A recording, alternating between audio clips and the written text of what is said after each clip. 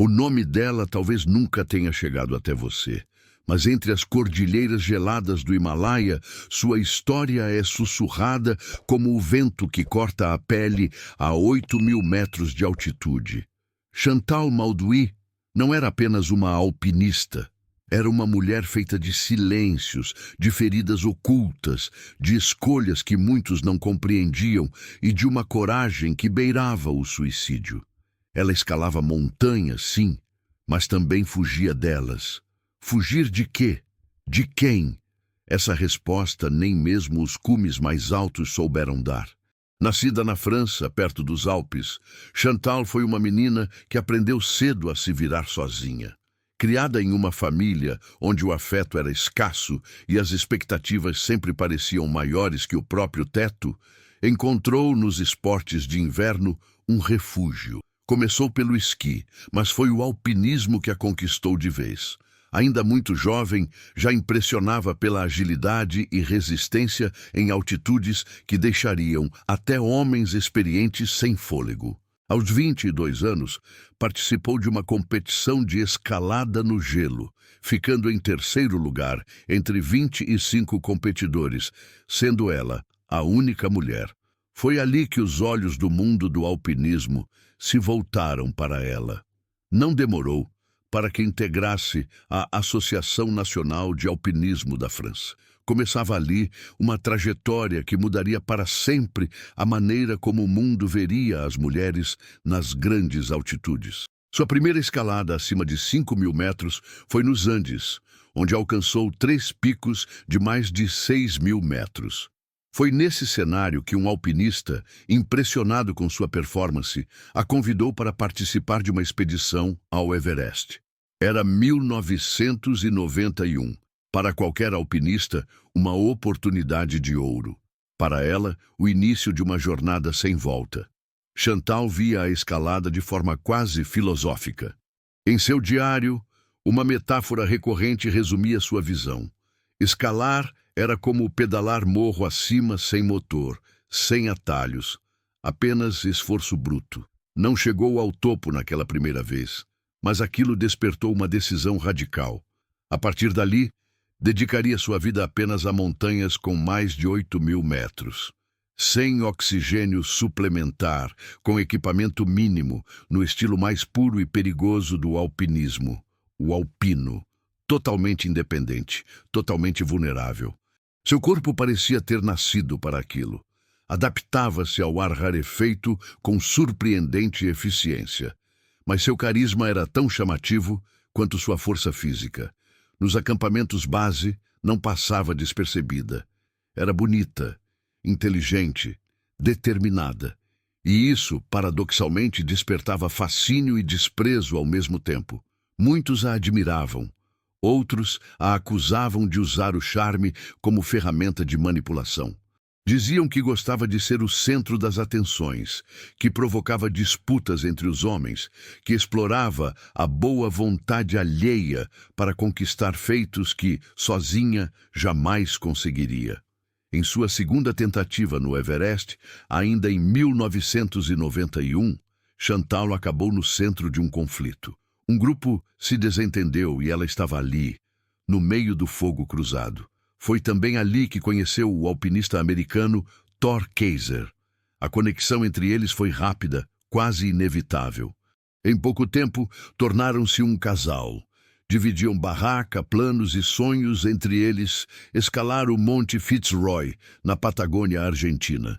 Mas havia um problema: dinheiro. A escalada profissional, mesmo em estilo mínimo, exige muitos recursos. Para financiar a viagem, Chantal passou a guiar turistas em trilhas comerciais. Ainda assim, pouco antes da partida, confessou a Thor que não tinha como pagar sua própria passagem. Ele, já completamente envolvido, bancou os custos. Juntos, partiram para a Argentina. O que parecia ser a realização de um sonho, logo se tornaria um divisor de águas. A convivência em ambientes hostis revelou fissuras que nenhum cume poderia sustentar. Eles não chegaram ao topo, nem a relação sobreviveu.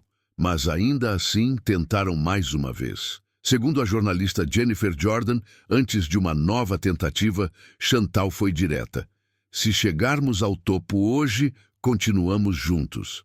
Para Thor, aquilo soava como uma chantagem emocional, mas aceitou, talvez por amor, talvez por vaidade.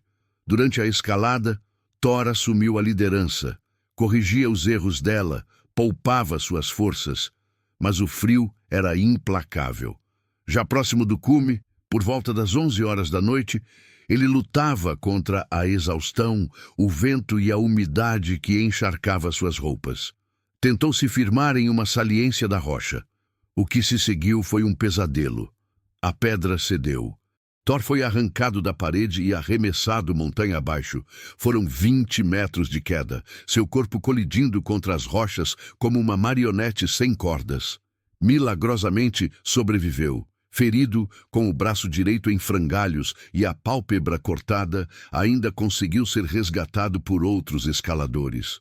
Para ele, aquilo foi o fim de tudo, da escalada, da relação, da fé. Mas para Chantal, não. No dia seguinte, ela tentou novamente, com outra equipe.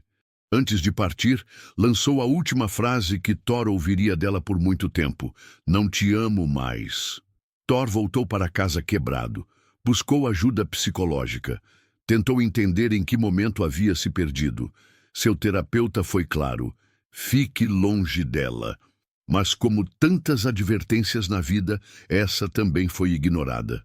Meses depois, ao descobrir que Chantal se preparava para escalar o temido K2, a montanha mais traiçoeira do mundo, Thor tomou uma decisão que ele mesmo não soube explicar. Juntou-se à expedição russo-americana que faria a mesma rota. Entre os integrantes estavam nomes lendários do alpinismo como Ed Viesturs, Scott Fischer e o soviético Vladimir Baliberdin. Enquanto isso, Chantal integrava uma equipe suíça. O destino de ambos era o mesmo: as encostas congeladas do Paquistão. Mas o reencontro não seria o de um casal. Seria o de duas trajetórias destinadas a se cruzar pela última vez. O Paquistão não é só uma nação de desertos e muros invisíveis. É também um lugar de regras rígidas, de olhares que julgam, de tradições que não permitem desvios. Para Chantal, nada disso importava. Ignorava o conservadorismo local como quem ignora a aproximação de uma tempestade, com ousadia e descuido. Caminhava sozinha pelas vilas, usava roupas justas, sorria de forma franca, sem medo, sem concessões. Era como se ela soubesse que já pertencia a outro mundo, onde as regras dos homens já não se aplicavam. Chegou ao campo base do K2 depois de 19 dias em solo paquistanês. Seu grupo suíço planejava escalar em estilo alpino, sem cordas fixas e com o mínimo de peso possível. A ideia era avançar mais rápido. Mas logo ficou claro que a estratégia tinha um custo. Dependiam dos vestígios deixados por outras equipes, cordas já presas, trilhas já abertas, o esforço alheio. E Chantal, como sempre, evitava carregar peso. Deixava que os homens levassem os equipamentos, enquanto sua mochila seguia leve. Era uma escolha tática, mas que gerava incômodo entre os outros escaladores. A crítica mais constante era que, enquanto todos enfrentavam o peso do frio, da altitude e da carga, Chantal economizava energia. E isso, em um ambiente onde cada caloria contada pode significar a diferença entre a vida e a morte, não passava despercebido. Muitos duvidavam que a equipe suíça conseguiria chegar ao cume. Talvez percebendo isso, ou talvez por puro instinto, Chantal tomou uma decisão ousada e ilegal. Abandonou silenciosamente sua equipe e se infiltrou na expedição russo-americana, a mesma em que Thor agora estava. Era uma violação de regras paquistanesas, de acordos éticos entre escaladores. Mas Chantal nunca se curvou a protocolos. E então, como em um roteiro que desafiava a lógica, lá estavam os dois. Thor, focado, distante, Chantal, determinada, misteriosa. Mas o reencontro não foi romântico. Foi desconcertante. Ela não queria reatar. E talvez, para provocá-lo, ou por puro instinto de sobrevivência, aproximou-se de Ed Viesturs, o parceiro de escalada de Thor. Logo estavam juntos, treinando, planejando, e Thor, mais uma vez, à margem. Em 28 de julho, Thor, Ed e Neil Beeman partiram do campo base rumo ao cume do K2. 2 dias depois, chegaram ao campo 3. À frente deles, já avançavam os experientes Baliberdin e seu parceiro. As barracas foram divididas, Ed e Neil em uma, Thor em outra. E naquela noite silenciosa, com o vento uivando como um aviso que ninguém entendia, Thor ouviu passos sobre a neve. Abriu o zíper da barraca e congelou. Lá estava ela, Chantal. Havia esperado o grupo partir. Seguiu sozinha pela encosta da montanha na surdina, sem avisar ninguém. Chegou a milhares de metros de altitude em completo silêncio. Era como se a montanha a tivesse deixado passar, como se a reconhecesse. No dia seguinte, as condições começaram a piorar. Nuvens se formavam no horizonte. Ed e Neil decidiram recuar. Mas Chantal, Thor e os outros seguiram adiante. A escalada se tornava mais difícil a cada metro. O ar rarefeito agredia os pulmões. O frio cortava a pele. Thor, agora com sinais iniciais de congelamento nos pés, tentava manter a concentração. Chantal, por outro lado, parecia estranhamente confortável. Usava apenas um macacão leve. Caminhava com leveza, sem demonstrar exaustão. Era como se a montanha a aceitasse, ou talvez apenas a testasse.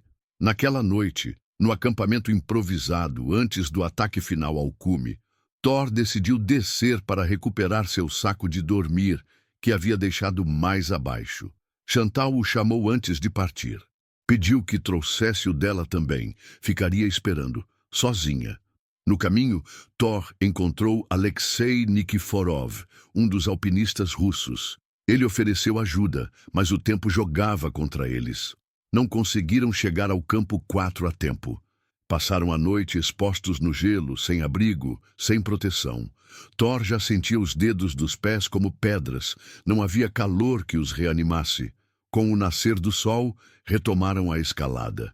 Finalmente, chegaram ao campo 4.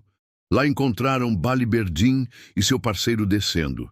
Haviam alcançado o cume, um feito histórico, realizado pela Rota Brudzi, inédita desde 1986. Exaustos, deixaram uma barraca e um saco de dormir para Alexei, que ficaria para trás. A montanha parecia expulsá-los, como se já tivesse feito suas escolhas. Na madrugada seguinte, Thor foi o primeiro a se mover. Cada passo era um esforço absurdo. A neve densa, o vento sussurrando alertas. A altitude fazia o corpo pesar e os pensamentos perderem clareza. A apenas 200 metros do cume, ele parou. Não havia mais forças. Sentou-se, esperou, olhou para trás. Ninguém, nem Alexei, nem Chantal. E então, em meio àquele silêncio branco, ouviu uma voz, firme, clara, interna. Se quiser sobreviver, desça. Girou o pescoço, esperando ver alguém, mas não havia ninguém ali, apenas vento e a montanha. Naquele instante, Thor entendeu. O cume podia esperar, a vida, talvez não. Levantou-se e começou a descer. Chantal logo o alcançou. Encontrou Alexei no caminho, o ultrapassou e chamou Thor. Venha comigo, podemos chegar ao cume juntos. Mas ele recusou. Estava exausto. Sabia que insistir poderia ser fatal. Antes de se afastar, ela disse: aconteça o que acontecer, saiba que você é uma boa pessoa. Thor prometeu esperá-la no campo 4. A decisão de recuar salvou sua vida. E, ironicamente, também a de Chantal e de Alexei. Na descida, Thor encontrou um pedaço de corda de 50 metros que Alexei havia descartado por achar que não precisaria mais. Parou, fixou a corda no gelo, criou um corrimão na parte mais perigosa da rota, o temido gargalo da montanha. Não sabia ainda, mas aquela corda salvaria 3 vidas naquela noite. Chantal, por sua vez, avançava, sem o peso dos equipamentos, sem as marcas visíveis do esforço, com sua incrível resistência à altitude. No dia 3 de agosto de 1992, às 17 horas, ela se tornou a quarta mulher da história a alcançar o cume do Kata 2. Foi um marco, foi seu momento, mas também foi o começo de uma nova queda, porque, ao chegar ao topo, descobriu que tinha perdido os óculos. Estava cega e sozinha. Chantal havia conquistado o impossível. Estava a 8.611 metros de altitude, no segundo ponto mais alto do planeta, onde o oxigênio é escasso demais para sustentar vida por muito tempo. Mas não havia euforia, não havia celebração, havia apenas a escuridão. Ela não conseguia enxergar. Sem os óculos de proteção, seus olhos ficaram expostos ao frio, ao vento, às partículas de gelo e aos raios ultravioleta letais da altitude. A retina foi queimada quase instantaneamente. Quando começou a descer, já estava parcialmente cega. Cada passo era um risco, cada metro, uma luta. Chantal não via o caminho, nem os rostos. Apenas sentia a presença do vazio. Foi nesse estado que encontrou Alexei. Exausto, ele também havia atingido o topo. E foi ele quem a ajudou a se mover. Ela mal conseguia andar. Cochilava em pé, adormecia enquanto caminhava, os olhos ardendo, os pés congelados. Ele a sacudia a todo instante, tentando mantê-la desperta. Sabia que, se ela dormisse, não acordaria. Enquanto isso, a corda que Thor havia instalado no gargalo do K2 provava-se vital. Alexei a usou para amarrar Chantal e manter a descida mais segura. Mas, no momento de maior tensão, um de seus crampons, os ganchos de ferro fixados nas botas, soltou-se. Alexei despencou por vários metros até a corda segurá-lo com violência. Por pouco, não foi arrastado para a morte. Pela segunda vez naquela montanha, uma decisão de Thor salvava uma vida, mesmo que ele não estivesse ali para ver. Quando finalmente chegaram à barraca de Thor no campo 4, Alexei estava à beira do colapso. Mal conseguiu entrar. Thor, surpreso, correu para ajudá-lo. "Onde está Chantal?" ele perguntou. "Vinha atrás de mim", respondeu Alexei, desabando. 45 minutos depois, Thor ouviu passos arrastados sobre a neve. A porta da barraca se abriu. Era ela. Cega, com as mãos estendidas, como uma criança tateando o escuro. Estava desorientada, falando pouco, mas insistia em continuar descendo. Não entendia que o corpo havia chegado ao limite. Thor a puxou para dentro, tirou suas botas. Os pés estavam roxos, queimados pelo frio, mas ainda recuperáveis. Preparou sopa, chá quente, deu-lhe chocolate, forrou o chão com isolante térmico. Tentava a todo custo reanimá-la. Não havia mais tempo. Eles estavam na zona da morte, acima dos 8.000 metros, onde o corpo humano começa a se deteriorar, mesmo em repouso. Precisavam sair dali. Mas Chantal não tinha forças, nem Alexei. Estavam os três presos entre o céu e a terra, entre a vida e o fim. Thor então assumiu novamente a liderança. A partir daquele momento, ele era a única chance de sobrevivência de ambos. Na tarde seguinte, iniciaram a descida. Thor e Alexei carregavam Chantal pelos braços. Ela mal conseguia mover as pernas. Avançavam poucos metros por vez. Paravam, respiravam, continuavam. Em 3 horas, percorreram apenas 60 metros. A noite caía. A temperatura despencava. Seria suicídio continuar. Decidiram montar a barraca ali mesmo. Alexei, esgotado, pensou em si primeiro. Seguiu sozinho. Thor ficou com Chantal, sozinhos, na escuridão. Na manhã seguinte, o tempo melhorou um pouco. Thor conseguiu se comunicar por rádio com Ed Viesturs e Scott Fischer, que estavam no campo 3. Disse que precisava de ajuda. Contou que Chantal estava cega, que Alexei havia sumido e que ele mesmo já não sabia mais quanto tempo resistiria. Viesturs e Fischer iniciaram a subida imediatamente. No caminho, identificaram um trecho altamente propício a avalanches. Prenderam-se a uma corda, e foi ali, no meio do silêncio, que algo estranho aconteceu. Thor teve um pressentimento. Os pelos do seu braço se eriçaram. Sentiu o perigo se aproximar, mesmo sem ver nada. Começou a cavar freneticamente um buraco no gelo.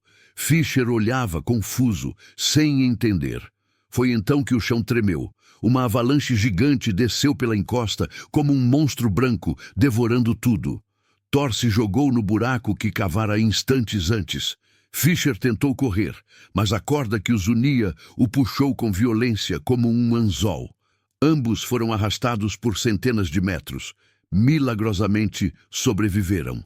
Pararam a poucos metros de um abismo. Feridos, seguiram. Continuaram a subida, sabendo que no topo daquela parede não havia apenas uma colega. Havia uma vida pendendo no fio da sobrevivência. Horas depois, encontraram Thor e Chantal. Ela estava em colapso, sentada na neve, os olhos vermelhos, inchados, imóveis. Viesturs, com a precisão de um médico de campo, retirou os óculos dela e aplicou colírio, tentando preservar o pouco que ainda restava. Então, iniciaram o retorno para o campo 3. A travessia levou mais de 2 dias. Chantal, aos poucos, recuperava algum controle do corpo. Começou a caminhar novamente. Mas o trauma estava impresso nos olhos, nos pés e talvez mais profundamente na alma. Quando chegaram ao campo 1, foram recebidos com aplausos, abraços e chá quente. Viesturs jamais se esqueceu daquele momento. Mais tarde, diria que essa foi a única vez em sua vida em que quebrou sua própria regra pessoal. A segurança vem antes de tudo. Ele arriscou a vida por ela e não se arrependeu.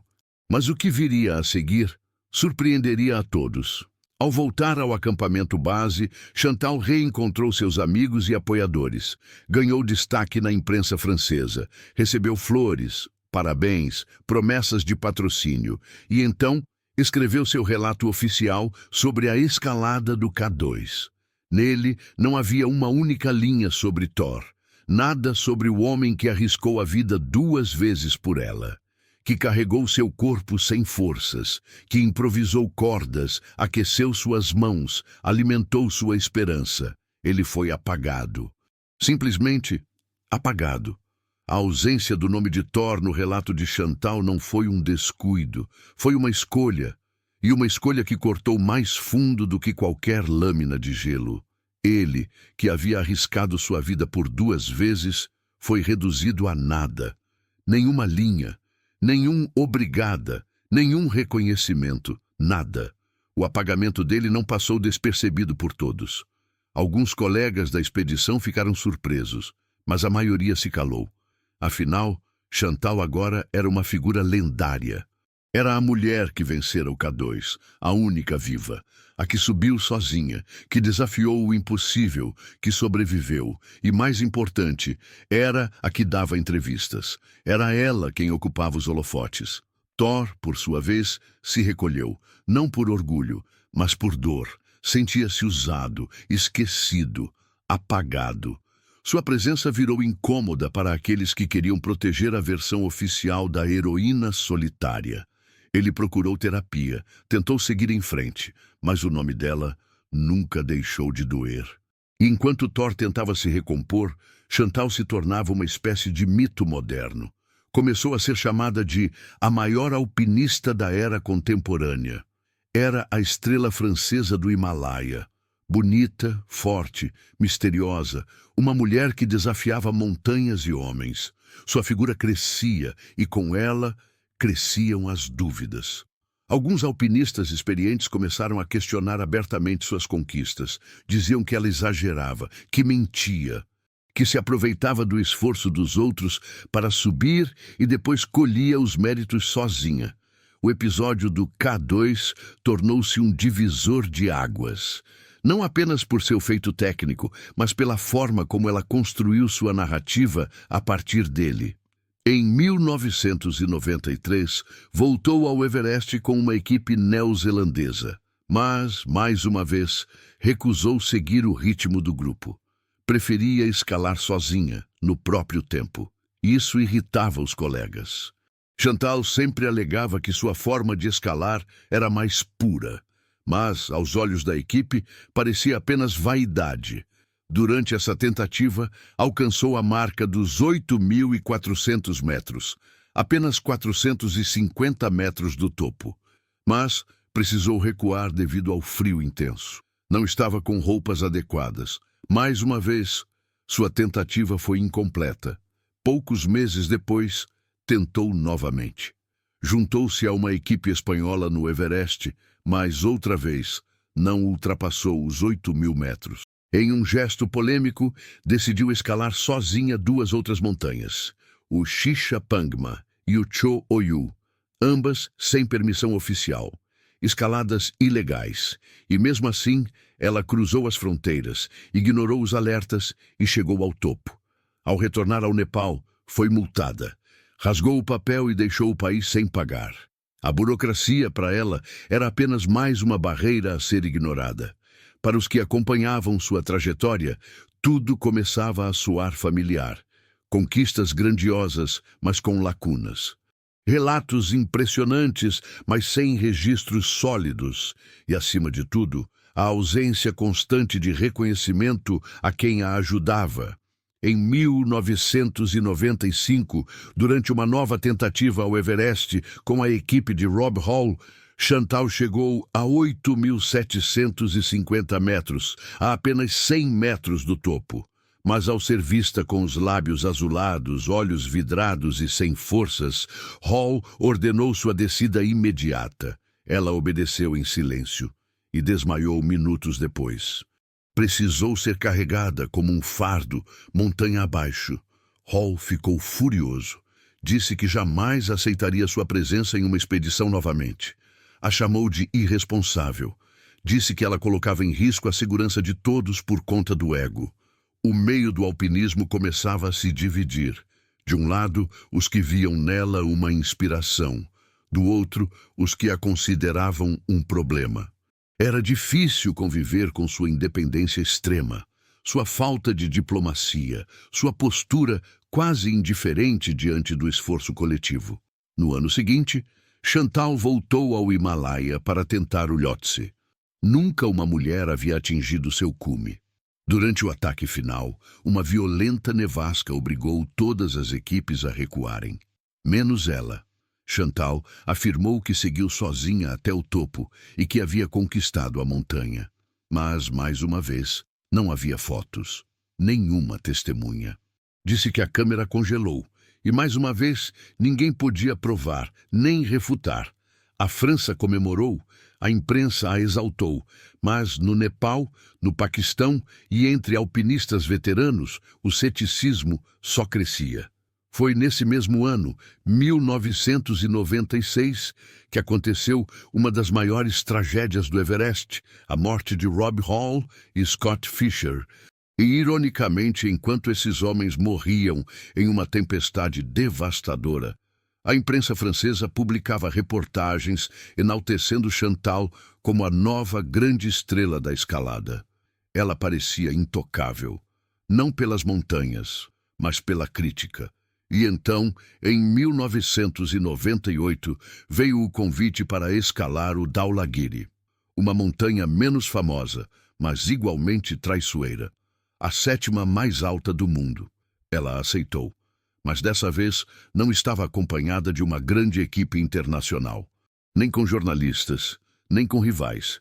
Estava apenas com um amigo, Ang Tshering, seu fiel companheiro de montanhas. Um Sherpa silencioso, leal, respeitado. Eles tinham uma relação de confiança que poucos compreendiam. Mais do que guias e clientes, eram parceiros. Ele a conhecia no limite, sabia quando ela estava exausta, mesmo quando ela não dizia. E ela se deixava guiar por ele, mesmo quando confiava em quase ninguém. Partiram juntos para o Dhaulagiri e nunca mais voltariam. O Dhaulagiri, com seus 8.167 metros, é uma montanha discreta, mas traiçoeira. Não há multidões de turistas nem documentários sendo gravados. Apenas gelo, silêncio e risco. Era o lugar perfeito para uma mulher como Chantal desaparecer, como se ela própria tivesse escolhido aquela montanha para o fim que sempre pareceu prever. Ela e Yang Tshering chegaram ao campo 2 acompanhados de uma equipe italiana. Antes que a noite caísse, um dos alpinistas se aproximou e a alertou. Havia uma fenda traiçoeira adiante. O tempo estava instável. O mais prudente seria recuar. Chantal agradeceu com um leve sorriso e entrou na barraca com Ang. Fechou o zíper.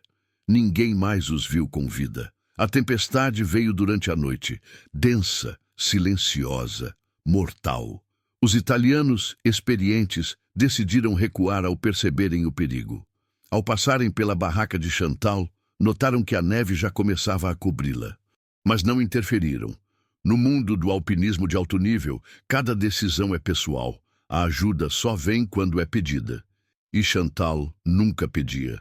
Dias depois, com o céu finalmente limpo, os italianos voltaram ao campo 2. A barraca havia desaparecido. Foi preciso escavar. Quando finalmente a encontraram, estava intacta por fora, mas por dentro só havia silêncio. Chantal estava no saco de dormir, imóvel, o maxilar esmagado, o pescoço quebrado. Ao seu lado, Ang Tshering, morto por asfixia. Não havia sinais de luta, nem tentativa de fuga, nenhuma bagunça no interior da barraca. Apenas 2 corpos, deitados como se dormissem, mas mortos. A hipótese mais aceita era simples e brutal. Um bloco de gelo se desprendeu da encosta superior durante a tempestade e caiu direto sobre a barraca. O impacto matou Chantal instantaneamente. O peso da neve e da estrutura danificada bloqueou a entrada. Ang, sem conseguir escapar, sufocou lentamente. Mas ninguém viu, ninguém ouviu. Nenhuma câmera registrou, nenhum rádio captou. Tudo aconteceu na calada da noite e do destino. A notícia da morte de Chantal Mauduit chegou primeiro aos círculos do montanhismo, depois à imprensa francesa e, por fim, ao mundo. Era oficial. A mulher que enfrentara o K2, que desafiara o Everest, que ignorara a lógica, as regras e os homens, estava morta. O corpo dela foi cremado no Nepal, como manda a tradição. Uma escola foi construída em sua homenagem. Cartas, flores, preces. Mas as homenagens soavam dissonantes para aqueles que conheciam os bastidores, porque, como tudo na vida de Chantal, até sua morte dividia opiniões. Alguns diziam que foi um acidente trágico, outros que foi consequência, que sua imprudência, seu excesso de autoconfiança, sua recusa em ouvir alertas a levaram ao destino inevitável. Para uns, ela foi vítima da montanha, para outros, vítima de si mesma. A grande ironia é que Chantal, que viveu se esquivando de despedidas, morreu sem nenhuma. Não houve última foto, nenhuma mensagem, nenhum registro de voz, nenhum bilhete, nada.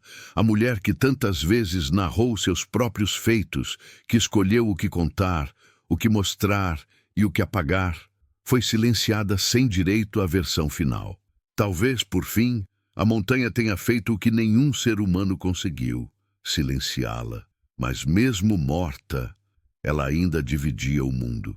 O alpinista Kenneth Kopecker, por exemplo, atribuiu publicamente o resgate de Chantal, no K2, ao alpinista russo Alexei, aquele mesmo que quase morreu na descida. Em sua versão, Thor Kaiser foi descrito apenas como um americano sem nome que desistiu do cume. Era mais um apagamento, mais uma reescrita da história, mais uma negação de quem, de fato, esteve lá. O próprio Alexei, no entanto, contestou. Disse que Chantal jamais teria chegado ao topo sozinha, que sua versão era romantizada, que ela usava os outros, mesmo quando jurava ser autônoma. Apesar disso, o nome dela permaneceu nos registros, como uma das poucas mulheres a conquistar o K2, mesmo com as contradições, mesmo com as lacunas. A morte da alpinista polonesa Wanda Rutkiewicz havia deixado Chantal como a única mulher viva a ter voltado do K2. E isso, por si só, era um feito raro. Mas por trás da glória, havia um vazio que nem mesmo as homenagens preencheram. Thor soube da morte de Chantal por meio de amigos. Leu a notícia com os olhos parados. Silêncio. Nada mais. Nenhuma lágrima, nenhuma raiva. Apenas a sensação de que tudo, enfim, se fechava. Ela se foi sem agradecer, sem voltar, sem explicar. E no fundo talvez fosse esse o jeito dela de existir. Sempre distante, sempre inalcançável, como os picos que tanto buscou. Depois de sua morte, o nome de Chantal Mauduit passou a habitar um espaço ambíguo entre o heroísmo e o incômodo. Para o grande público, ela era a mulher que enfrentou o impossível. Aquela que desafiou os limites físicos, os padrões sociais e o machismo estrutural de um meio brutalmente masculino. Uma francesa que não pedia licença para subir e que, quando caía, não chorava. Mas para aqueles que dividiram barracas, cordas e silêncios com ela, a imagem era mais complexa. Era impossível negar seu talento, sua resistência incomum, sua adaptação quase sobre-humana ao ar rarefeito. Mas também era impossível esquecer o que ela fazia com quem estendia a mão. Havia algo em Chantal que afastava. Ela sabia disso e aceitava. Preferia o respeito ao afeto, a admiração ao vínculo. Era uma mulher que não precisava de companhia, até precisar. Mas quando esse momento chegava, ela nunca dizia.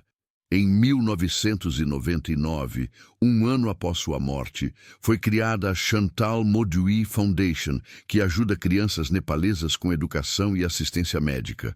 Uma escola foi construída e funciona até hoje. Ajudar o povo nepalês foi uma de suas vontades expressas em vida.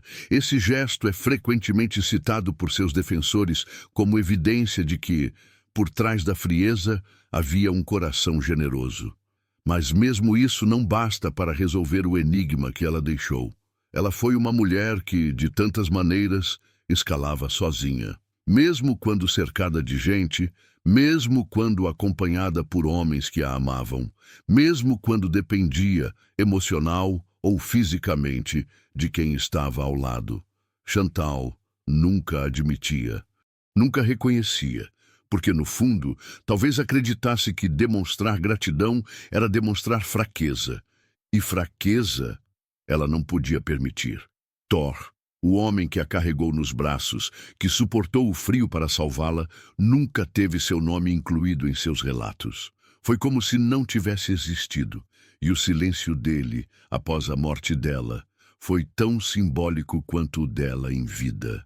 Não deu entrevistas, não escreveu livros, nunca respondeu publicamente às omissões. Seu luto foi feito do mesmo material das montanhas: silêncio, distância e tempo. Já os críticos mais duros cunharam um apelido cruel: a Viúva Negra do Everest. Diziam que ela usava os homens para alcançar seus objetivos, assim como a aranha que devora o parceiro após o acasalamento. Era um apelido misógino, claro, mas também reflexo da rejeição que ela provocava em muitos alpinistas que sentiam que ela nunca jogava limpo, que colhia os méritos dos esforços alheios, que subia leve porque alguém carregava o peso por ela, mas o que ninguém jamais pôde acusá-la foi de desistir.